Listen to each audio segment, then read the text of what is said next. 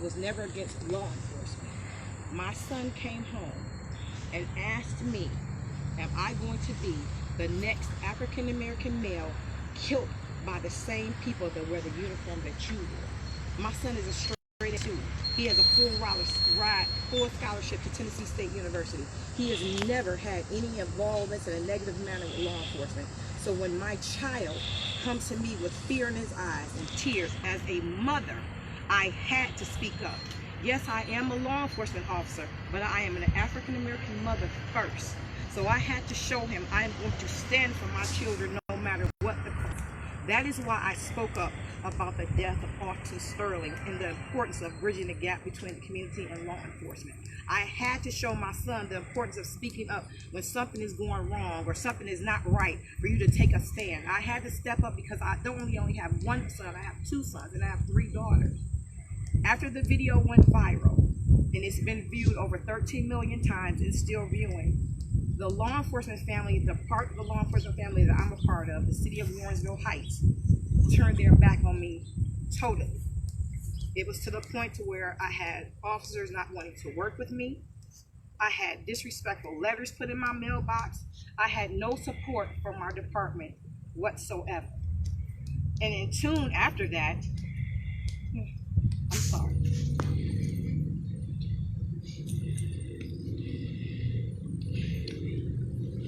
Man.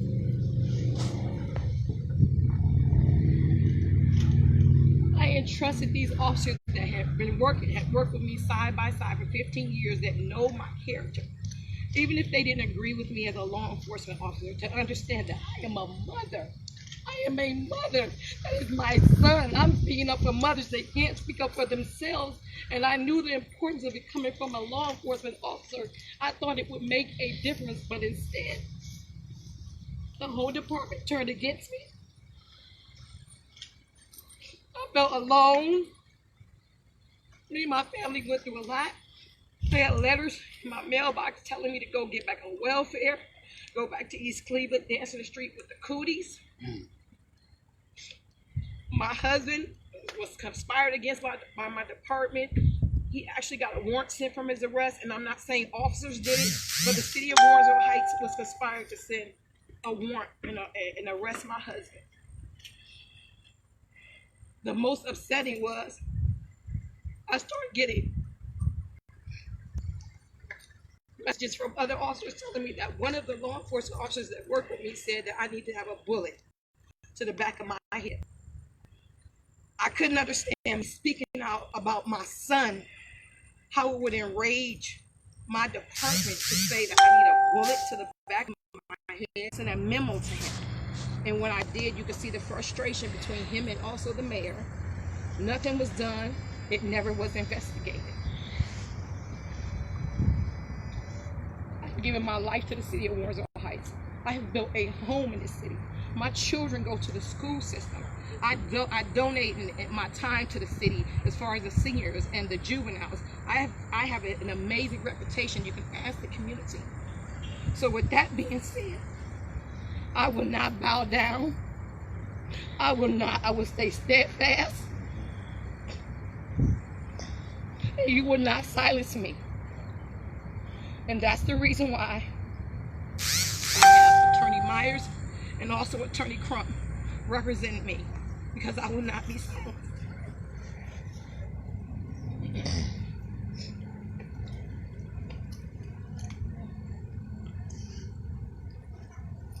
Very emotional hearing this mother plea for her boys to know that it's not right for police to kill them arbitrarily. You see, I just came from Dallas, Texas, where I'm representing the family of Botham Jones, along with Attorney Darrell Washington and Lee Merritt. And one thing we have discovered in America by just watching the newspapers, that police officers kill black people in some of the most arbitrary ways imaginable. Driving while black people are in their police cars. Walking while black people are in their neighborhoods.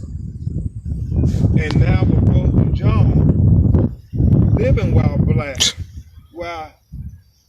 He's in his apartment doing everything he has the legal right to do.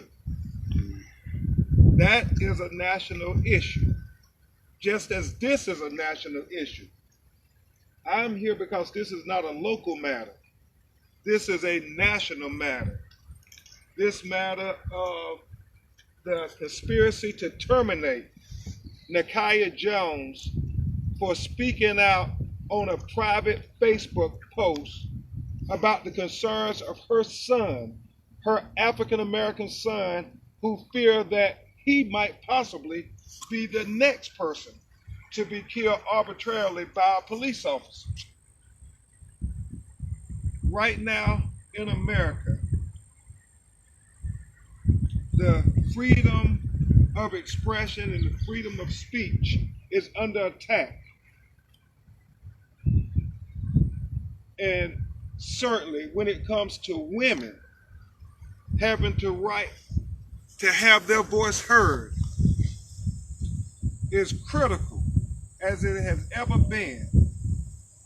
In America right now, in this moment in history, we're dealing with whether the voice of women will be suppressed, whether on Capitol Hill or whether here in Warrenville Heights, Ohio.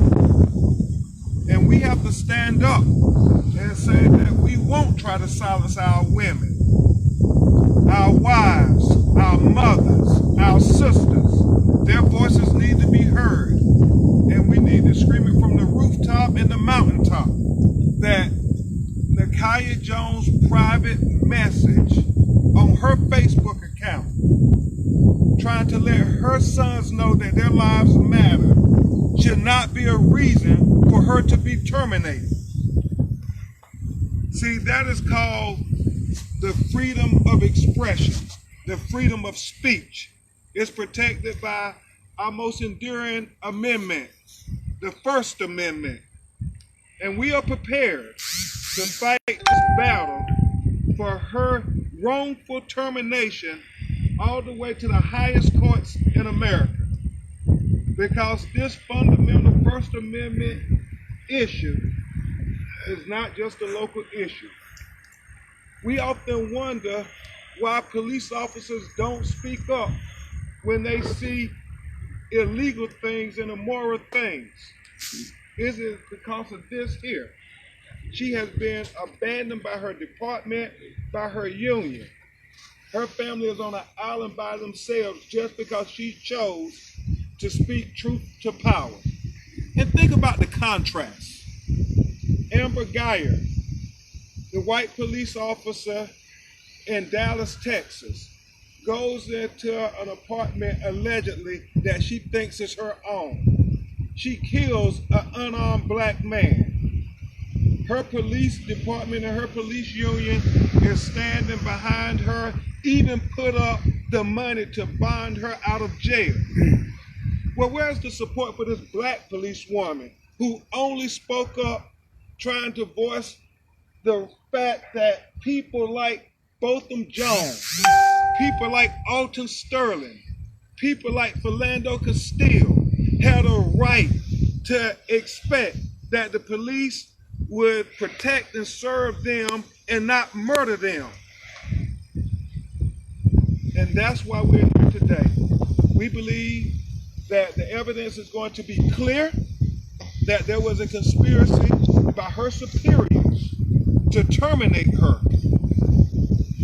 but for the mere fact that she chose to speak, that she chose to have her voice heard. And we stand in solidarity with her in the community and in the courtrooms, that her voice will not be silenced and that you will not illegally terminate Nakia Jones. We'll take a few of your questions and we will present more evidence as this litigation unfolds. What are you basically asking for in your lawsuit at this point? Well, first of all, you have to acknowledge the fact that she was retaliated against. It was a wrongful termination because she expressed herself. And so we're asking that they reinstate her as a police officer, number one, they give her full pension, number two, and that they pay for whatever damages that they have caused to this family during this trial and tribulation since I guess 2 years, October 20th, since she made that private. You got to understand, this was a private Facebook account that went viral, not because she chose to do it. It went viral because people thought it was important what Nakia Jones had to say. And we would defend Nakia Jones' right to express herself to the end of days. And it doesn't matter if you agree with her or not, but at least acknowledge that she has a First Amendment right, not just as a woman, not just as a police officer, but as an American. And nobody should infringe upon that right. And one other thing I would say, these threats, I mean, a death threat, a bullet to the back of the head, for them not to take that seriously, to just sweep it aside as if her life didn't matter, where it mattered to her husband, Kevin, and their children, that somebody had the audacity to say she should have a bullet put to the back of her head. Now, let that sink in for a second. This is a police officer, one of their sisters in the uniform. And we all know about how much we talk about the safety of officers and that Blue Lives Matter. Well, why was it different when it came to Nakia Jones? These are some issues that must be addressed. And if they won't address it, then we will address it in the litigation. Any other questions? I have a question. Has Mayor Sellers tried to reach out to your attorney, to your law firm at all? No. Not at this time. Just Nakia, can you describe a little bit, what your life's been like since you were the police department let you go? I mean, because like I said, that's something you devoted your life to. Can you talk a little bit about how things have gone since you lost your job?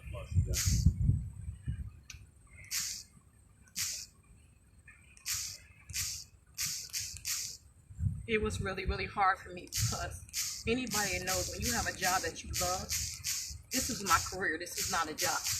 I've been doing this job for, it would have been 22 years in 2 days. I started in the roughest city in Cleveland, in East Cleveland. And I continued my career on because I wanted my children to see my mother will fight for certain things. She stands for justice. That was important. I wanted young children to be able to trust me, to be able to see that all officers are not bad, because everybody has a negative stigma about officers. So a lot of people say we need change, then you have to become that change. So I dedicated my life to my job. It was times when I was off duty, and the community will attest, where I went to homes when I wasn't even on duty to solve problems. I've dedicated my time to go speak to the youth off duty. And the mayor, everybody knows it. So when I lost my job, I felt like my whole life was shattered upside down. They had taken something from me. And it felt like they wanted me to become this mother on welfare. Everything that they put in this letter, it was almost like they were trying to make me become this person. Thanks to my husband, I was able to keep it together. I almost had a nervous breakdown. My mother was ready to kick our door in because I wouldn't answer her phone call. I just shut down from everybody. My best friend had to come over and help me take care of my children. This is how serious this was. We lost a lot, but I continue to keep my voice heard because the community all over the world, I've got letters from Africa, from Germany, all over the world kept saying, we love you, Officer Jones. We don't know you, but thank you for being a voice for us voiceless people. When I talked to Alton Sterling's son, Cameron, that's how serious I am about me. I reached out and found out where Cameron was. After I met him at the White House, me and Cameron talked. He has my personal phone number, Alton Sterling's son. It's important for me to stand up and keep fighting. I can't let myself go down. But it was one of the most hardest things I've ever been through. I've never had something taken from me without just cause. If I had done something wrong, then I'll stand in my truth. I'm not saying I'm perfect at all by far. I make mistakes like everybody else. But them terminating me, I knew it was because of the Facebook post. I knew for a fact that's what it was. And make no mistake about this. This is a First Amendment issue that affects society as a whole. This is a First Amendment issue. But to Nakia Jones, this is an issue of principle because her sons and daughters are going to grow up and they're going to ask, did their mother and father stand for right? And our children need to know that we will stand up for them. So this is a principle issue that cuts to the core of the very essence who Nakia Jones and Kevin Jones are. And they are not only strong parents, they are also police officers. And they have the blue uniform, but they also have black skin. And they cannot divorce themselves from one or the other. And so when horrible things are done by police officers to black people, their children are looking to them to say, Mama, Daddy, is this right? And if it's not right, are you going to speak up? And that's what Nakia Jones did.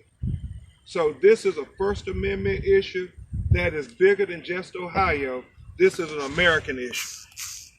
What was the reason the department gave for your dismissal? Because I mean, we know what you said, but what reasons they give you for dismissing? They gave the technical terms that she called out on her medical leave. She was in a on-the-job accident, had doctor's orders when to return to work. They attempted to order her to come back to work against doctor's orders. And when she did not come to work, and they said, well, we saw you on a TV interview, so you're not hurt. And so they used this, I believe, technical issue to try to terminate her that even violates their own policy. But we have evidence that the reason they were conspiring to terminate her was because of the Facebook post. They are trying to silence her. They are trying to take her First Amendment rights away from her. That's what this is about. And if they can do it to Nakia Jones, then they can do it to anybody. Can you talk about the journey of writing your book? Gonna take one more. Actually, the book turned into be therapeutic. I had started on the book way before, like in 2016. I started writing the book, and it kind of helped me a little bit, brought me back to memories. But I knew it was important, it was imperative that the community and the world was able to see my story and what happened. And also, it was imperative that the community understands that all police officers are not bad. It was imperative that people knew that every police officer in the course of interviews, even in our polygraph test, one of the major questions they ask, if a law enforcement officer does something against law enforcement or does something against their oath, will you stand up and tell? You have to say yes, or they will not hire you. So I'm thinking in my mind, if I speak up, this is what they want from me. This is what the community expects from me. This is what a real human being, this is what my oath says. So I wanted to make sure in that book that was brought to life, that's what I was doing. I was doing that right. And the same oath that I took, the same oath they used against me to terminate. And certainly Attorney Myers and I plan to use those policies, those things that they asked of officers, not only asked, but demand of officers to do, to tell the truth no matter what, to always try to support your fellow officer in the line of duty as long as they're not breaking the law. We see that they made threats to Nakia that they would not back her up in the line of duty. I mean, these are fellow officers that are openly violating policy, and there's nothing that happens to them. So Attorney Myers and I plan to have full discovery on why officers who made these statements in open public, that is documented, that nobody was held accountable for violating any policy. The only person that they sought to terminate and to discipline was Nakia Jones for making a private Facebook post about the murder of Alton Sterling. Can you talk a little bit about the national narrative in which there's no support for police officers such as Nakia, but with the Botham Jean shooting, there's support for Amber, but you have the shooting in Minnesota in which a black police officer shot a white female, and there's no support. So why is there no support for black officers? Well, obviously we can't avoid the issue that Nakia spoke out about the killing yet again of an unarmed black man. And when you think about Botham Jean, this was a white police officer who shot an unarmed black man in his own apartment. Whether it's Terrence Crutcher in Oklahoma, also shot by a white policewoman in broad daylight with his hands up. They gave all the support in the world to her department, her union. They raised money for her. They paid her legal fees. You didn't see that in Minneapolis with the police officer of African descent, and nor do you see them giving support to their sister in the uniform, Nakia Jones. So certainly racism is a dynamic that we cannot avoid. And so the community has to stand up for Nakia if the city leadership won't, if the police union won't. It's people who are moral, people who are good, people who care about values and humanity. We're calling on them to stand up for the Nakia Joneses of the world, the people who use their influence and their obligation. Because to have a police officer speak up about the wrongdoing of a police officer is something that is very important in America, because we want our children to speak up when there's something wrong. Why don't we encourage our police officers to speak up when something's wrong? And that is the narrative. Thank you.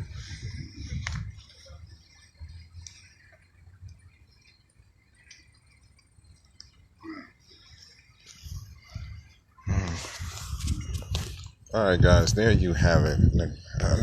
Nakia Jones, the Warrensville Heights police officer who spoke up against the Alton Sterling shooting. And we just had a press conference out here at the Warrensville Heights Library outside with her attorney, Ben Crump, looking to sue the city of Warrensville Heights because of her wrongful termination. I will talk about this from 4 to 6 today. Headlines ahead at voiceradio.com. Just look out for it. That's all. So just look out for the show and touch on some other subjects along with the city, the increase of city violence, including the death of a 94-year-old woman in Slavic Village and some other stuff. So look out for that. I will see you guys later. Love you. Peace. And just look out for everything. As whoever walked their kids today to school, fathers, I salute you guys. Mine's is next week. So we'll see you guys soon. All right.